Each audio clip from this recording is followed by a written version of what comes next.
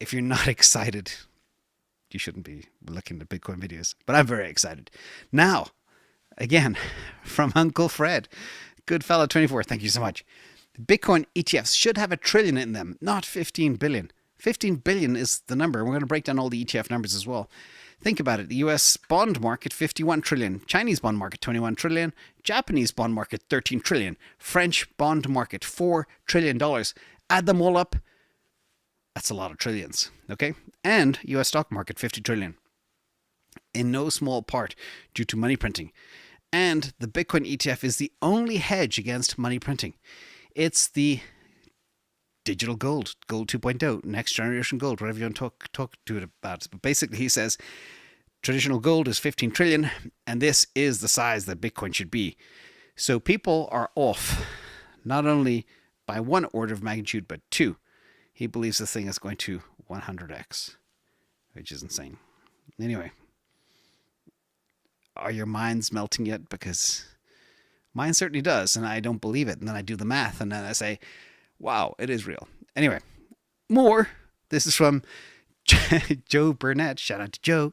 We're not even in a no-zerp environment. There's no M2 growth yet. Liquidity is growing a little bit in different nations around the world. And Bitcoin's already at an all-time high, okay? $70,000 Bitcoin, 40 days before the halving, before the rates get cut, and before M2 starts growing like crazy.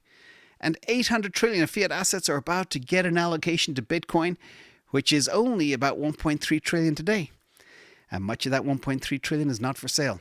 That's why we have the multiplier of now 73.6, which is going to go to 140 or 120 or something like that. Imagine a tiny sliver of this 800 trillion goes into Bitcoin, goes bonkers. And not many are selling. Only the foolish people are selling at this stage.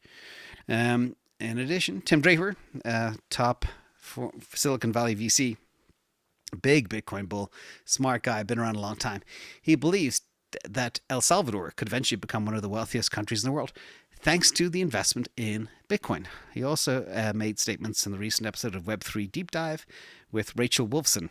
I have not heard it yet. I just saw this tweet, but it might be worth checking that as well. And there's more. Game theory. Touched on it yesterday. El Salvador's Bitcoin position is up 60% and it's now $200 million. The GDP of El Salvador is only 30 billion. I know 30 billion sounds like a lot, but for a country, it's not that much.